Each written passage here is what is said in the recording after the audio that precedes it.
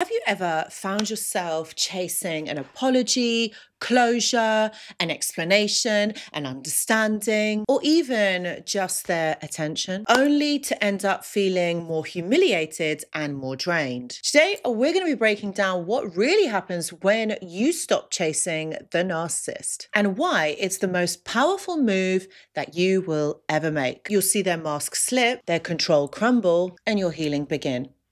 Watch this video. Welcome to the video. I just got a small ask, my friends, just a small ask.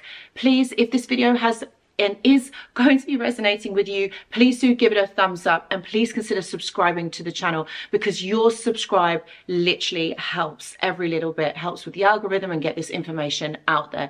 Guys, also don't forget to put your comments in the comments section below. I also offer one-to-one consultations, and at the moment I have got spaces, so please see the description box for more details. Thank you so much for being here, and I hope and welcome back. I hope that you're all doing really well. So I know that we, or a lot of us, have been in this situation where we have wanted closure. We've wanted an apology, and that is owed to us. Like, of course, that is what we are looking for, because this person has done us wrong. Whatever they have done, it's not right. And we actually do deserve an apology. And we chase it. We go looking for it because indeed we are entitled to it. And yes, actually we are. We deserve this because this person has done us wrong. You know as well as I do, my friends, you're not going to get it. You never got it. And so this is part of that painful healing, that painful acceptance that this person is never going to change and we're never going to get that. Yet if we did, this would really help us on our journey to healing and our journey to moving forward. But we don't. So if you are trapped in this limbo, okay, like many of you have been, because I've been reading the comments on the videos, and you, my friends who have booked sessions with me, I do completely understand where you are in all of this. And I do understand that the sessions have helped, because it's helped to confirm what you have been thinking, that yes, you're not going to get this an apology, and no, you're not going to get the closure that you have been looking for. And yeah, it does help to talk to someone about it and to help you to understand. So I'm really happy that I've been able to provide that validation for you. But if this is you, well, do you know what? This video is for you. So the truth about why you chase. Chasing isn't love. So you're basically chasing someone to validate something for you. It's a trauma response, because what you're doing is you're chasing the high of the bond, not the actual person. So you're looking for resolution. And this all boils down to, my friends, this all boils down to, do you remember when you first met them, how they were with you, how nice they were to you? You're chasing that person and that experience, okay? And what you have to understand is that the narcissist, what they have done is they have trained you through their intermittent reinforcement to seek their approval. So now that the relationship is over, you're seeking the closure, you're seeking the validation, you're seeking to understand what's going on in this relationship, in this interaction. But you're never going to get it, because they are never going to provide you those answers, because they have taught you to seek this intermittent validation. And you're sitting in this uncomfortableness of it all, wanting it to end, not wanting to feel it anymore, yet they put you in this situation. So this is exactly what is happening, is that you're chasing, or you're wanting that bond, that's what you had right at the beginning with that person. And this, you've got to understand, this is a trauma response. You're not going to get it, okay? Because that person that you first met, that wasn't them. And I know that's really hurtful, and I know that's really shocking to hear, but they conditioned you to feel like the relationship's survival, okay, depends on your effort, depends on you putting all of that energy and attention into it. So you're scrambling around trying to save this relationship, trying to get understanding, but that's because you were trained to think like that. This creates a cycle of rejection, pursuit, temporary reward, emotional crash, and you're constantly in this cycle. So what does the narcissist see when you're chasing them? They don't see this as love. They see this as control. So they don't see this as them wanting to get your attention, wanting to help you feel better. They see this as control because they actually have got control over you, because you are chasing for something from them. So they are in demand. You need them for something. You basically, what they're thinking is that you can't live without them. Every message, every attempt to talk things through confirms to them that they still own your emotions. They thrive off that energy and that attention. They really do. This is what makes them tick. This is what makes them feel whole. This is what makes them feel good about themselves, is the fact that you still want them, that you still need them for something. And that, in fact, is toxic. Isn't it, my friends? Think about it. That is incredibly toxic. To them, your pain is their power. So once we understand all of this, once we understand the dynamics of why you are chasing them, how the narcissist sees this, let's have a look what happens when you take control of this situation and you stop chasing them. The first thing that you've got to understand is that they lose access to your emotional energy. Their supply pipeline basically collapses.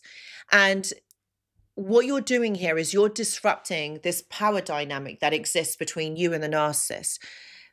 Not because you have done this, but because they have put this dynamic of control into this relationship. And as you can see, it doesn't work. It's not very successful. How can it work?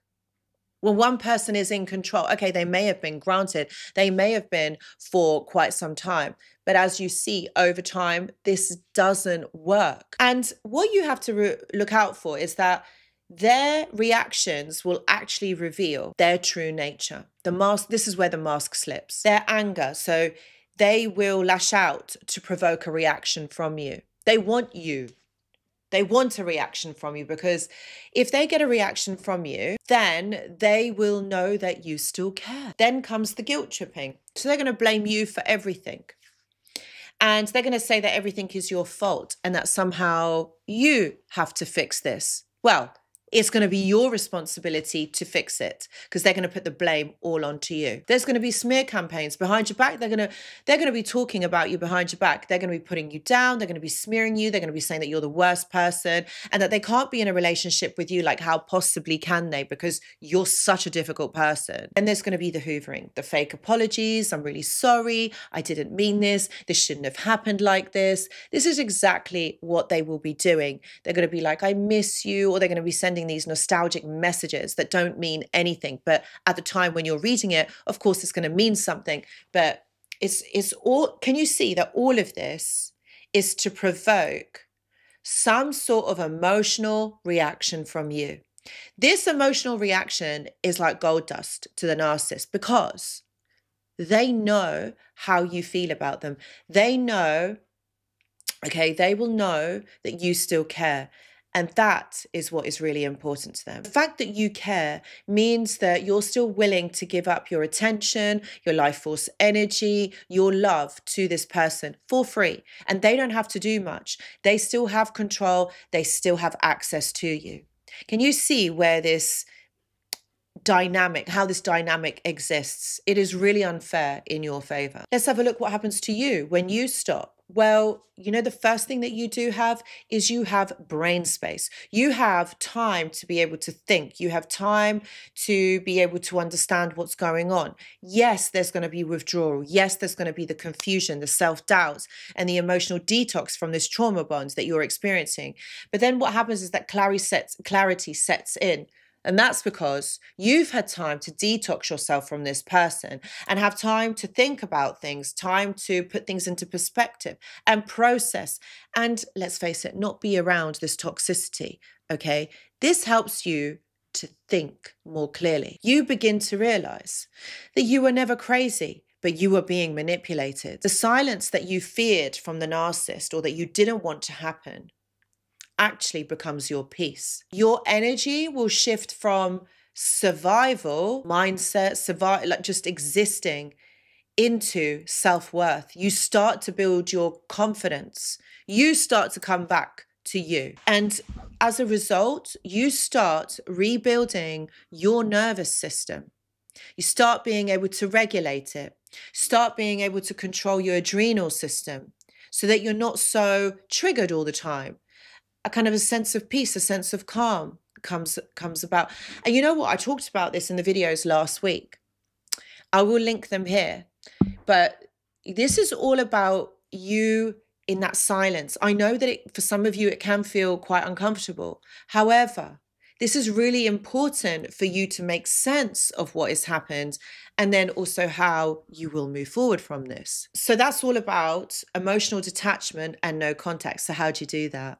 I know it's challenging. How do you do it? You need to block, you need to mute, and you need to mentally disengage. And I saw this, I think this was in a video or a blog written somewhere, and no contact is actually quite difficult. So it's not just about not answering their phone calls or not taking or not answering their messages. This is completely different. This is about, okay, and this is not about stalking them on social media. Don't do this. Again, I know it's really hard, but this is about actually in your mind thinking of them as dead, like they don't exist anymore. Think about it this way. That person is gone. They've left your life. They didn't give you an explanation. They didn't tell you why, because that's who they are. Not because you didn't deserve it, because you did, but that's just who they are. This is about reframing your thoughts, thinking, I'm not losing them. I'm reclaiming myself. Silence isn't weakness. It's your power. And that's how you have to think of it.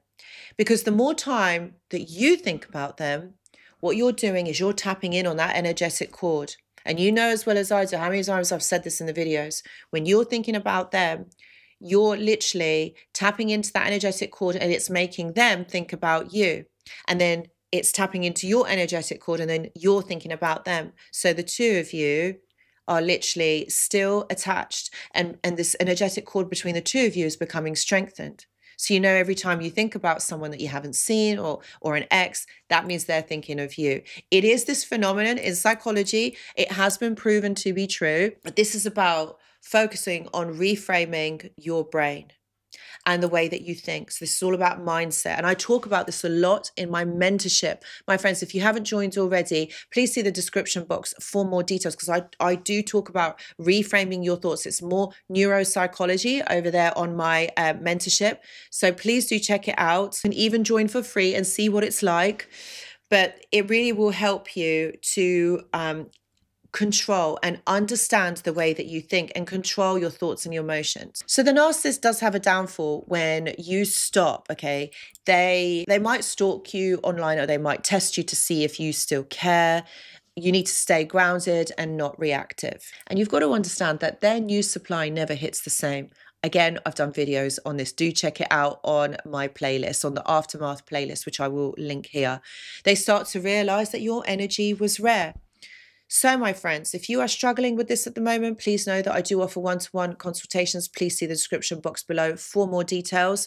Guys, if this video has resonated with you, please do give it a thumbs up. And if you haven't already, please consider subscribing to the channel.